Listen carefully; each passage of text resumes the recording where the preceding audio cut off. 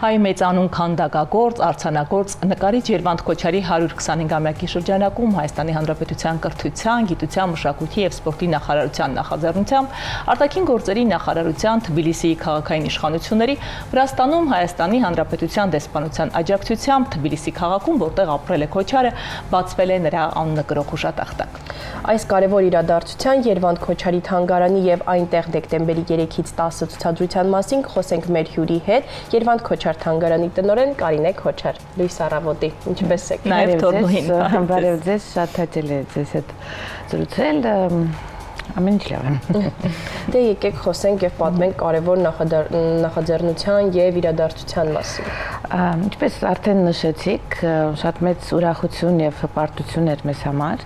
որ իրականացավ մեր մեծ երազանքը, որը վաղուց ի վեր, տարիներ ի վեր մենք փորձել ենք իրականացնել, բայց այսպես շատ արագ և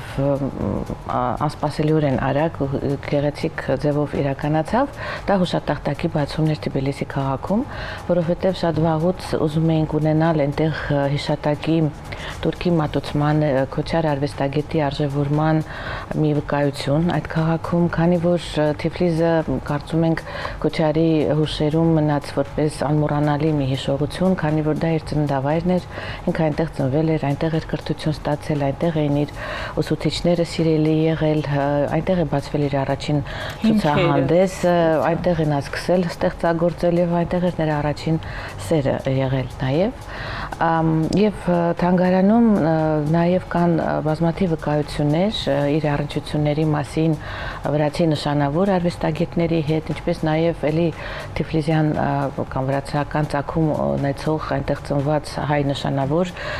նկարիչների հետ, որոնց հետ նա ընկերություն էր անում մինչև կյանքի վերջը, եւ այդ վկայությունները մեզ մոտ պահվում են, եւ այդ ամենը իմի բերելով մենք նաև փորձում ենք ձեռնարկել մի նոր նախագիծ Վրաստանում, տեսնենք ինչպիսի ընթացք դա կունենա, արդեն հաջորդիվ միգուցե հայտարարենք նաև դրա հաջող իրականացման մասին։ Իսկ ինչ վերաբերում է հուշատախտակին, նույնպես եմ կրկնում, բոլորի համար դա շատ գեղեցիկ մի միջոցառում էր եւ իրականում այդ հասցեն Պուշկինի տայս 3 Թիֆլիս քաղաքում դարձավ եւս մի մշակութային այսպիսի վայր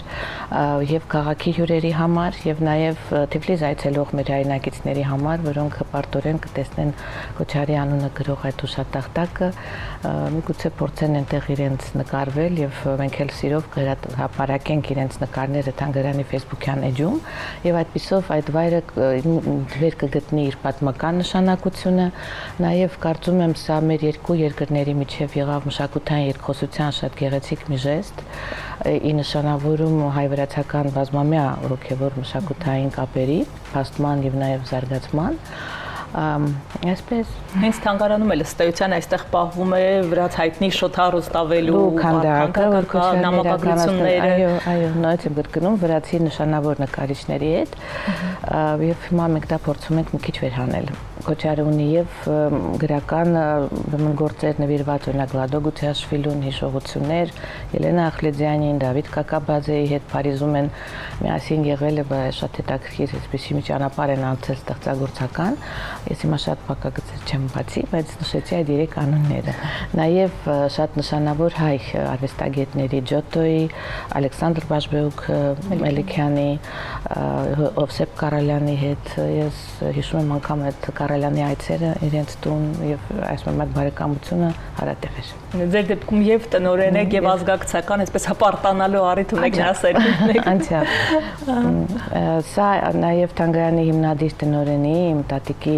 մեծագույն երազանքն էր այդ հուշատախտակի իրականացումը, նաև իմ հայրիկի, ով ճարտարապետ էր եւ նույնպես շատ ուզում էր այդ տան վրա ունենալ այդ վկայությունը, շատ հետաքրքիր եւ նշանավոր վայրում է գտնվում հասցեն եւ շատ հայ ռուս վրացի ստեղծության Պուշկինի փողոց, ինքը գտնվում է հենց համարյա ոչ թե համարյա հենց Ազատության այդ հրապարակում իրենց, որը Ռուսթավելի փողոցը գալիս, պատտվում է Ազատության հրապարակով եւ դառնում Պուշկինի փողոց։ Իրենց հասցեն Պուշկին 13 էր եւ մենք անչափ շնորհակալ ենք Թիֆլիսի քաղաքային իշխանություններին, մեր դեսպանատանը, ով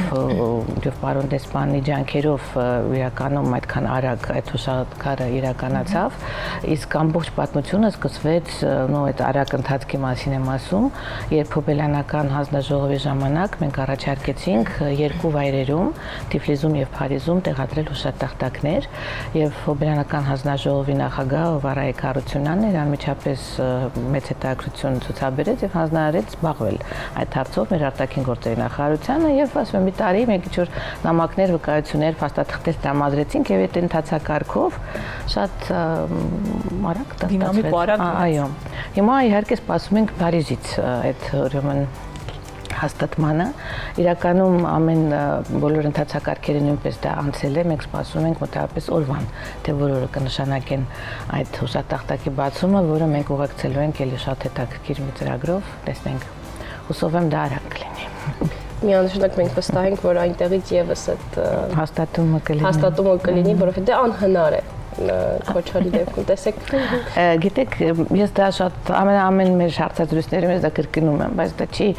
կորցնում իր թարմությունը եւ արդիականությունը որովհետեւ Քոչարը համարյա մարգարեական մի նախադասություն է արտասանել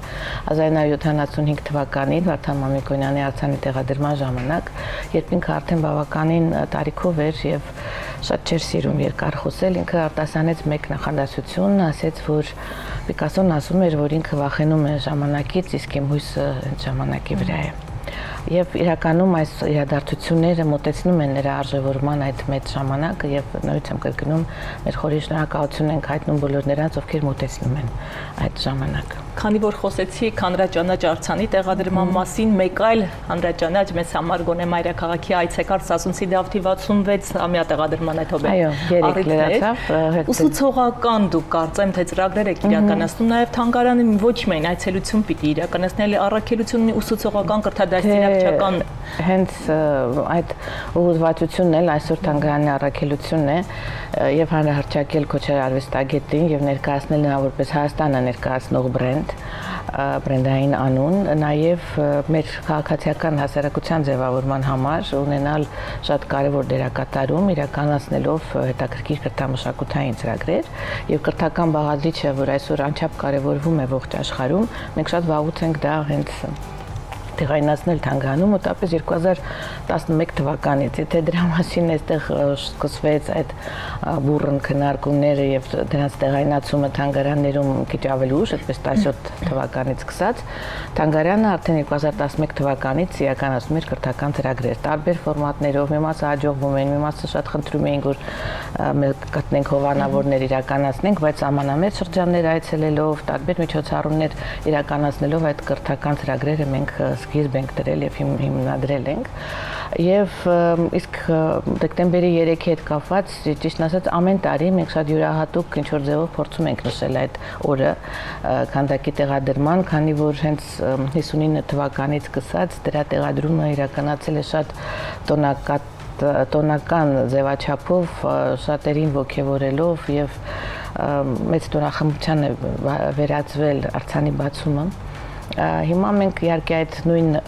մասշտաբի չենք կարողանում դեռևս իրականացնել, բայց փորձեր անում ենք եւ օրինակ անցյալ տարի երկու շատ խոշոր ծրագիր իրականացվեց հենց Հոբելյանական միջոցառումների շարքում, մեկը կրթական ծրագիր էր արձանի մոտակայքում, երբ Երևանի մոտ 6 դպրոցների մոտ 200-ից ավել աշակերտներ մասնակցեցին եւ յուրաքանչյուրը իր ծրագրով ներկայացավ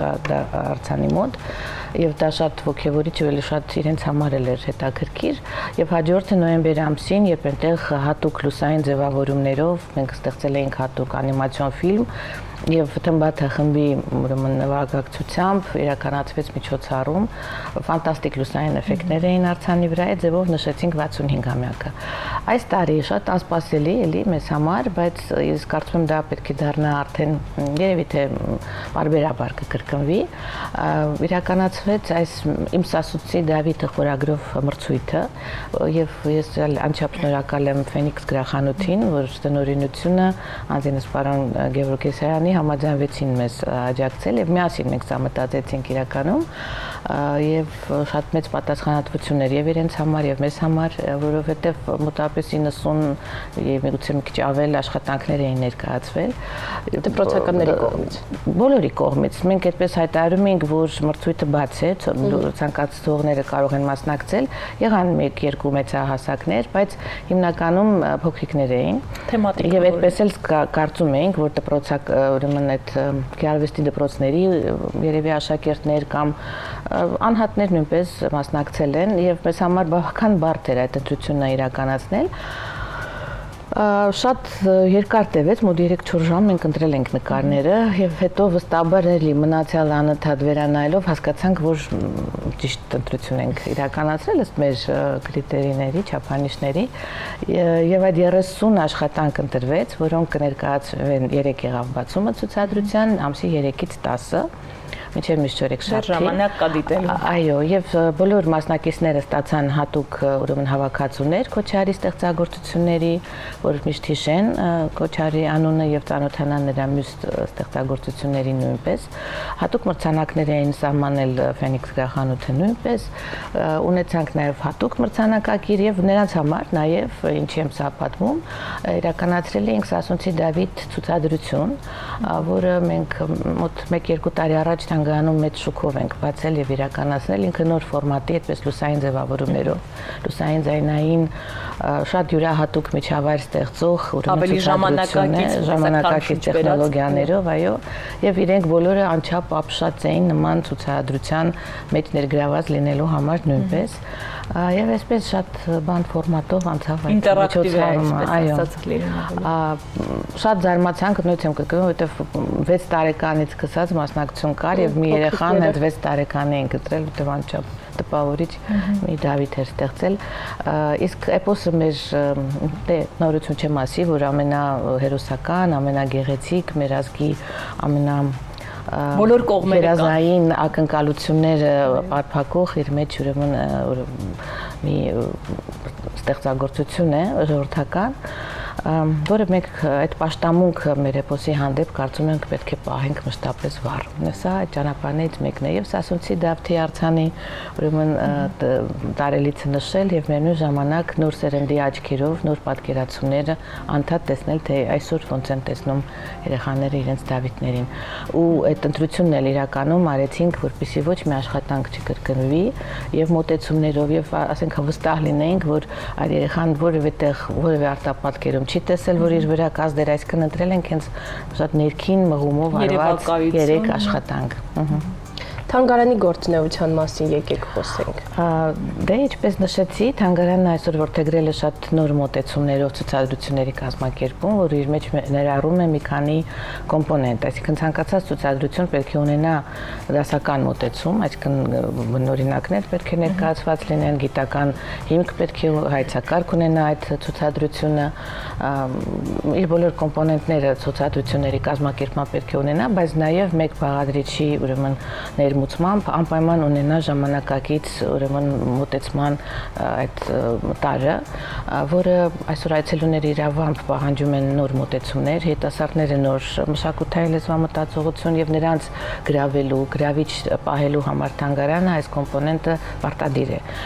Իհարկե, այս տեխնոլոգիաների կիրառումը պետք է լինի անչափ գրագետ, որտեղ հայերի կիրառումը նույնպես փչացնում է ամեն ինչ,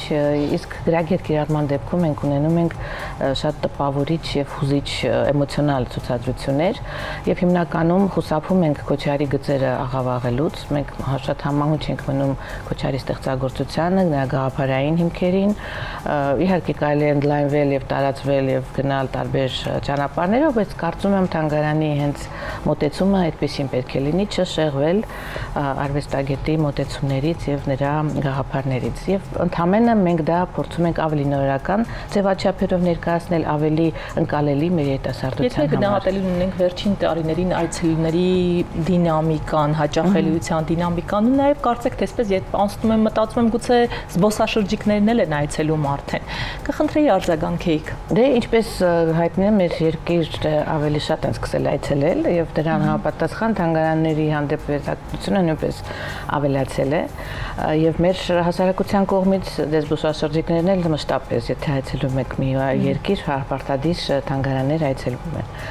Եվ այս երկուսի համադրությունը մի քիչ ավելացրել է այցելությունները։ Ու նույնիսկ եմ կրկնում, թանգարանն էլ իր կողմից առաջարկում է տարբեր ձևաչափի միջոցառումներ, ոչ միայն ցուցադրություններ, մեր մոտ եւ հաշտական երեկոներ են կազմակերպվում եւ տարբեր խաղարկություններ են կազմակերպվում շատ այլ եմ կրկնում, շատ քաղաքակիրթ սահմաններում եւ պետակրկիր, բացառիկ եւ մենք շատ սիրում ենք երբ որ զբոսաշրջիկները համնան դեպս երկու կոմպոնենտի մոտ էլ կա այդ հայտնագործության պահը եւ մեր քաղաքացիների կողմից երբ իրենք գալիս են, ասենք իրենք ճանաչում են Քոչարին որպես իրենց պաշտելի Սասունցի Դավթի հեղինակի եւ հանկարծ շատ մեծ բացահայտում է իրանց համար տեսնել նաեւ նորարարի, բացահայտել գրաֆիկայի վարպետի կամ նկարչի կամ շատ այլ քանդակների, այլ մտածողությամբ քանդակների հեղինակի եւ իրենք շատ այդպես զարմանք են ապրում եւ սկսում են թանգարան բերել իրենց ծանոթներին, բարեկամներին կամ իրենց հյուրերին, որը մեզ շատ ուրախացնում է եւ հաջորդը զբոսաշրջիկների դեպքում, որոնք գալիս են Հայաստան, միգուցե բացահայտելու ինչ-որ էթնիկ, ինչ-որ տենց մի շատ բնորոշ հայկական էլեմենտ, բայց հանկարծ տեսնում են մի արվեստագետ, ով համաշխարհային նշանակություն ունի եւ իրենք դա անմիջապես հասկանում են, քանի որ այցելել են աշխարհի տարբեր թանգարաններ եւ Քոչարի տեղը անմիջապես իրենց աչքում ընկալելի է դառնում։ Մեր հայրենակիցների համար եթե դա մեր Քոչարն է, որ մենք շատ սիրում ենք, դա մի մոտեցում է արտասահմանցու համար, ինքը հանկարծ տեսնում է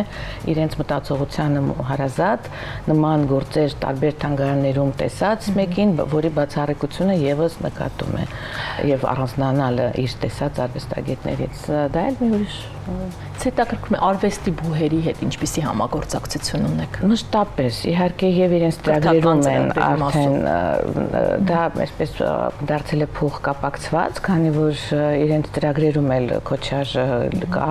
եւ իրենք պարտադիր պետք է այցելեն թանգարան։ Իրականում առաջ ավելի քիչ էին գալիս, հիմա ավելի շատ եւ մենք ուրախ ենք մեր որ հայրենակիցները ու երեխաները հատկապես երիտասարդները առնչվում են, այսինքն այդ միջսերնդային կապը ինչ որ ձևով կարող է շարունակվել ու արտադիր այդ կապը չթույլատրել ու չկտրել։ Հրաշալի։ Շնորհակալ ենք շատ մեզ հյուր գալու համար եւ այս կարեւոր նախաձեռնության համար եւ շնորհավորում ենք մաղթում այսպես համբերություն մյուս ծրագրերի դեպքում։ Փարիզյան հանդիպումների մասին խոսել։ Այո, Սպասենք ձեզ այդ առիթով եւս։ Դիտենք կոպաստ եւ դիմավորենք մեր հաջորդ հյուրերին։